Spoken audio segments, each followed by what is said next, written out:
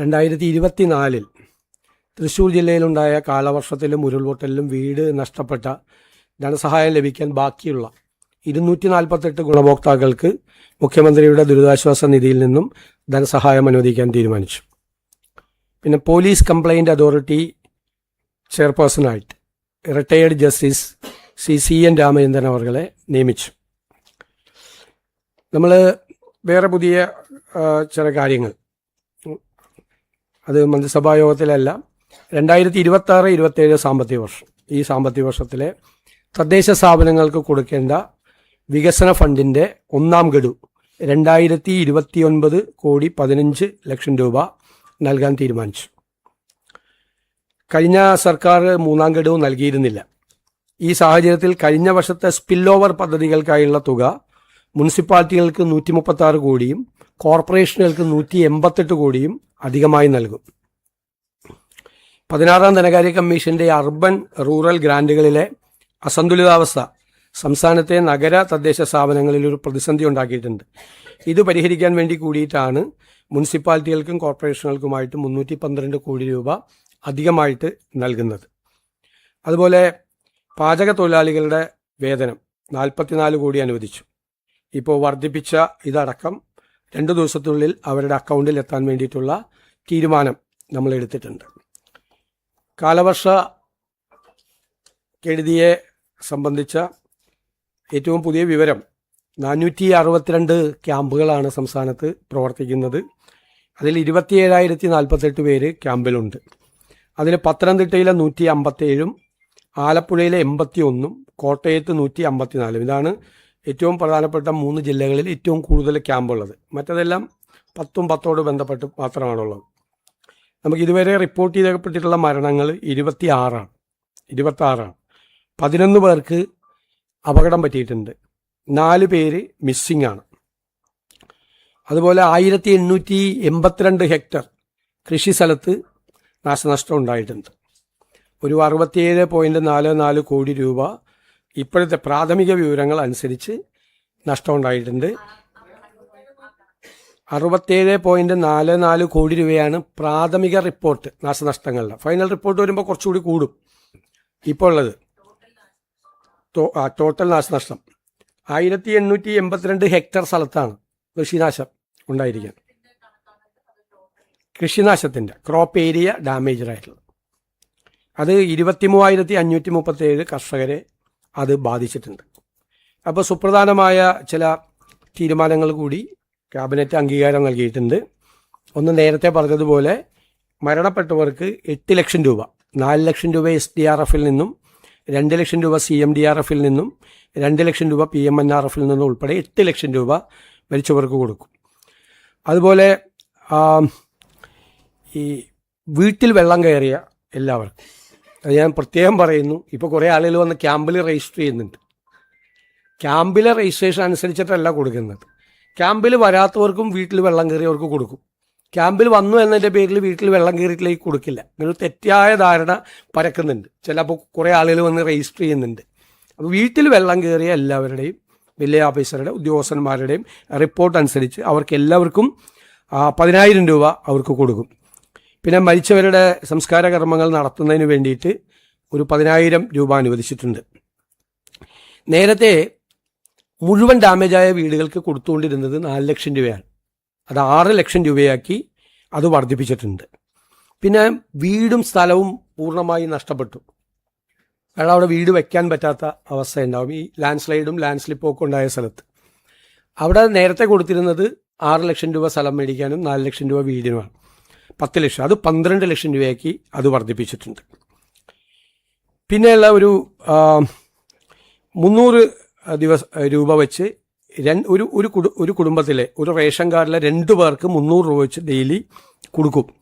അതുപോലെ അവർക്ക് അല്ലല്ല, അത് അവിടെ ഈ വീട്ടിൽ ബുദ്ധിമുട്ടുള്ളവർക്ക്, ഇങ്ങനെ വെള്ളം കയറി പ്രയാസപ്പെട്ടവർക്ക്, അതേപോലെ തന്നെ തിരിച്ചു വീട്ടിലേക്ക് പോയി അവിടെ താമസിക്കാൻ പറ്റാത്തവർക്ക്, അവർക്ക് ആ വീട്ടിൽ താമസിക്കാൻ പുതിയ വീട്ടിലോ അല്ലെങ്കിൽ ആ വീട് റെഡിയാവുന്നതുവരെ താമസിക്കാൻ വേണ്ടിയിട്ട് മാസം റെൻറ്റ് കൊടുക്കാൻ വേണ്ടിയിട്ടുള്ള തീരുമാനം അതെടുത്തിട്ടുണ്ട്.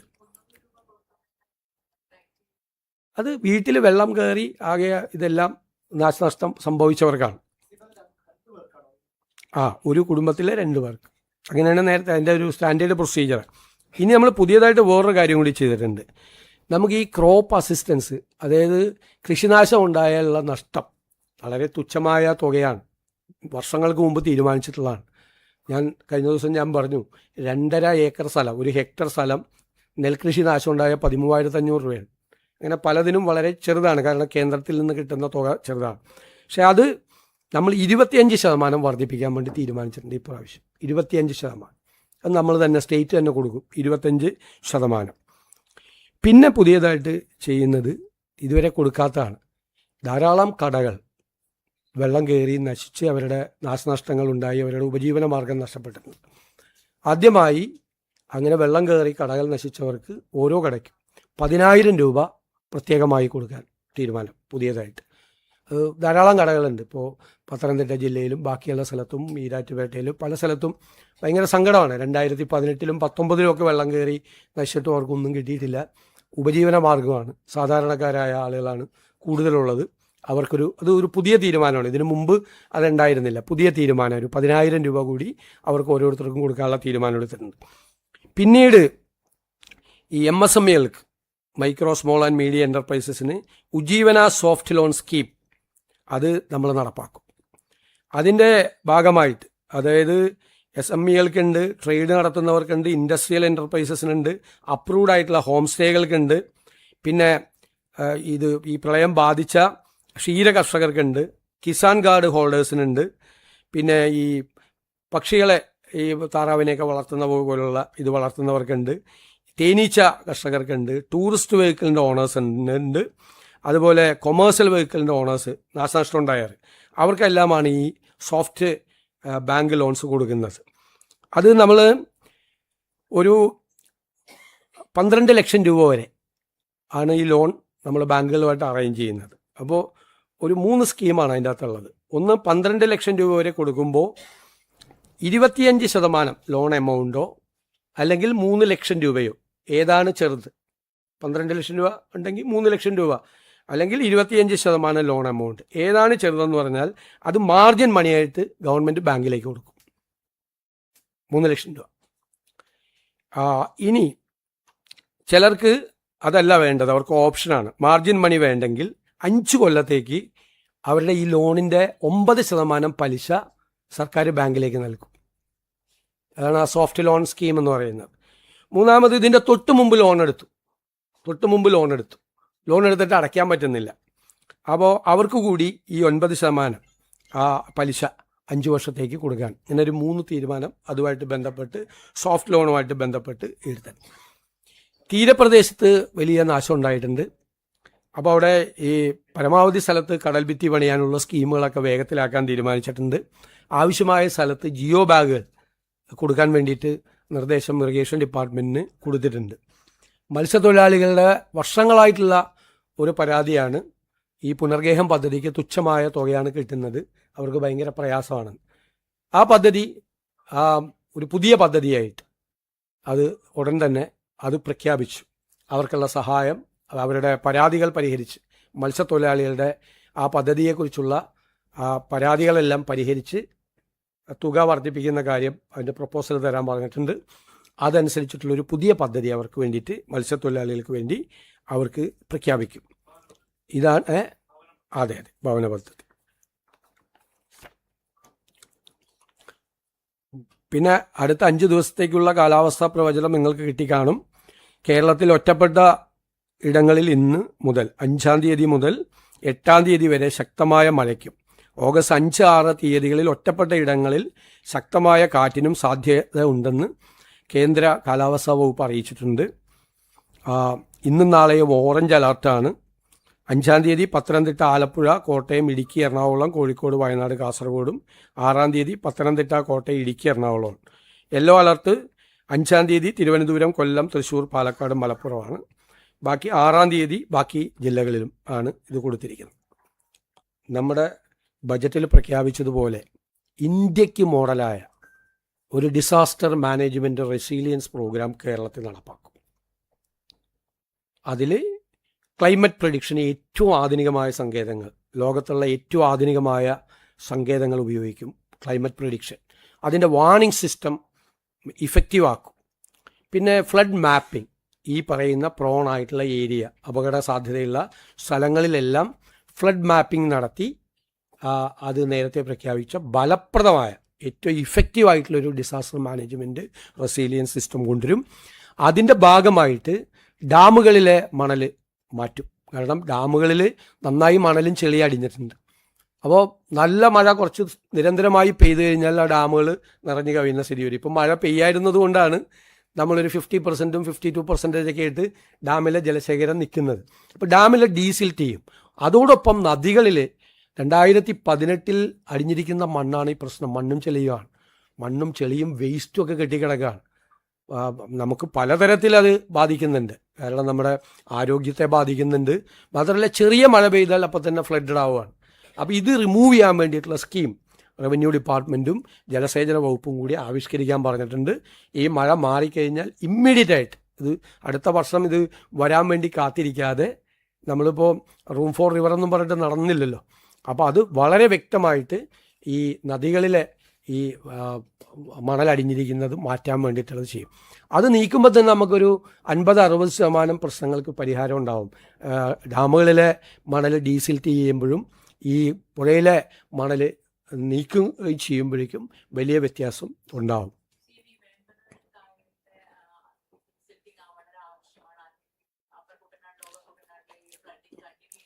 വളരെ പ്രശ്നമാണ്, വളരെ ഗുരുതരമായ പ്രശ്നമാണ്. ഇപ്പം തന്നെ നമ്മൾ ഏകദേശം 90ഓളം ഷട്ടറുകൾ തുറന്നിട്ടാണ് കുട്ടനാട് ഇത്രയെങ്കിലും ഉണ്ടായുള്ളൂ എന്ന് പറയാൻ പറ്റുന്നത്. അത് തുറക്കും. വേമ്പനാട് കായലിൽ ഡ്രഡ്ജ് ചെയ്യേണ്ടി വരും.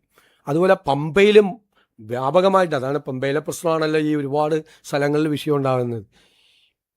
അത് വളരെ ശ്രദ്ധിക്കും. പിന്നെ ഡാം മാനേജ്മെൻറ്റിന് ഏറ്റവും ആധുനികമായ സംവിധാനം. ഇപ്പം ഡാം മാനേജ്മെൻ്റ് എന്ന് വെച്ചാൽ ഡാമിലേക്കുള്ള വെള്ളത്തിൻ്റെ ഇൻഫ്ലോ, അതിൻ്റെ ഔട്ട്ഫ്ലോ, ക്യാച്ച്മെൻ്റ് ഏരിയയിലെ മഴയുടെ അളവ്, ആ മഴ പെയ്യാനുള്ള സാധ്യത, പിന്നെ റിവർ വാലിയിലെ താഴെയുള്ള റിവർ വാലിയിലെ വെള്ളത്തിൻ്റെ നില, അവിടെ മഴ പെയ്യാനുള്ള സാധ്യത, ഇത്രയും കാര്യങ്ങൾ കണക്ട് ചെയ്തിട്ടാണ് ഡാം മാനേജ്മെൻറ്റ്. ഡാം തുറക്കുന്നത് അത് ഏറ്റവും ഫലപ്രദമായി അതൊരു AI ഡ്രിവൺ സംവിധാനം ഉണ്ടാക്കിയിട്ടുള്ള ഒരു ഡാം മാനേജ്മെൻറ്റ് സിസ്റ്റം കൂടി നമ്മൾ ചെയ്യും. അതിൻ്റെയും പ്രവർത്തനങ്ങൾ നമ്മൾ ആരംഭിച്ചിട്ടുണ്ട്. ബജറ്റിൽ പ്രഖ്യാപിച്ചതാണ്. കാരണം നമ്മൾ പ്രതിപക്ഷത്തിരിക്കുമ്പോൾ തന്നെ ഇൻ്റർ ഗവൺമെൻറ് പാനൽ ഓഫ് ക്ലൈമറ്റ് ചേഞ്ചിൻ്റെ റിപ്പോർട്ടും അതിനുമ്പോൾ നാസ അനാലിസിസും നമ്മൾ നിയമസഭയിൽ കൊണ്ടുവന്നാണ്. ഇതിൻ്റെ ഗുരുതരാവസ്ഥ മനസ്സിലാക്കിയിട്ട്, അത് മനസ്സിലാക്കിയത് കൊണ്ടാണ് കേരളം ഒരു വളരെ ശ്രദ്ധിക്കേണ്ട, ഇന്ത്യയിൽ തന്നെ ഏറ്റവും ശ്രദ്ധിക്കേണ്ട ഒരു പ്രധാനപ്പെട്ട സ്ഥലമാണ്.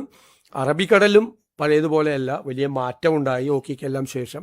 ഇതെല്ലാം കണക്കാക്കിയിട്ടുള്ള ഏറ്റവും സയൻറ്റിഫിക് ആയിട്ടുള്ള, ഏറ്റവും ശാസ്ത്രീയമായും ഫലപ്രദമായിട്ടുള്ള ഒരു സംവിധാനം, നമ്മുടെ ഒരു സ്വപ്നം, ആഗ്രഹം, അത് ഇന്ത്യക്ക് തന്നെ മോഡലായിട്ടുള്ള ഒരു റെസിലിയൻസ് സിസ്റ്റം നമ്മൾ കൊണ്ടുവരണമെന്നാണ്. അതിൻ്റെ നടപടിക്രമങ്ങൾ ആരംഭിച്ചിട്ടുണ്ട്. വിവിധ ഡിപ്പാർട്ട്മെൻറ്റുകളെ ഏകോപിപ്പിച്ചുകൊണ്ടുള്ള ഫലപ്രദമായ ഒരു പോളിസിയും പ്രഖ്യാപിക്കും, അത് നടപ്പിലാക്കുകയും ചെയ്യും.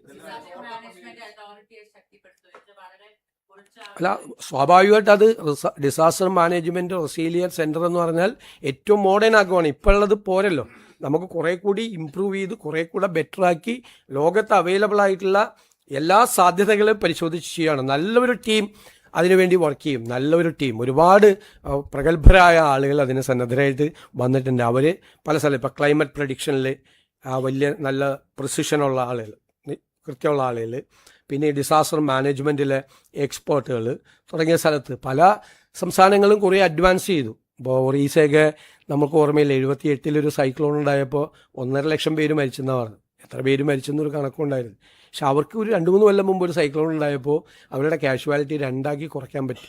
ഒറീസ പോലുള്ളൊരു പിന്നോക്കം നിൽക്കുന്ന സംസ്ഥാനം പോലും ഇക്കാര്യത്തിൽ വളരെ മുന്നോട്ട് പോയി. നമുക്ക് മുന്നോട്ട് പോകാൻ കഴിഞ്ഞിട്ടില്ല. അപ്പോൾ അത് അല്ല ആ കാലത്ത് ഇന്ത്യയിലെ ഏറ്റവും ബാക്ക്വേർഡ് സ്റ്റേറ്റുകളിൽ ഒന്നായിരുന്നു അവർ, ഇല്ലേ? അവരവിടെ നിന്ന് അവരുടെ സിസ്റ്റം, കാരണം ഇപ്പോഴും ഭയങ്കര പ്രശ്നമുള്ള സ്ഥലമായിരുന്നു ഒറീസ. നമ്മളൊക്കെ നമ്മുടെ ചെറുപ്പത്തിലേക്ക് വായിച്ച് നമുക്കറിയാവുന്ന ഭയങ്കര മാറ്റമാണ്. ഞങ്ങൾ ഒരുപാട് മോഡൽസ് കൂടി എല്ലാ സ്ഥലത്തു നിന്നും നമ്മൾ എടുത്തിട്ടുണ്ട്. നമ്മുടെ ലോക്കലൈസ് ചെയ്ത് കേരളത്തിൻ്റെ ടോപ്പോഗ്രഫിയും മറ്റ് കാര്യങ്ങളും എല്ലാം പരിശോധിച്ച് ഉള്ള ഏറ്റവും ഒരു ഫലപ്രദമായ സിസ്റ്റത്തെക്കുറിച്ചാണ് നമ്മൾ ആലോചിക്കുന്നത്.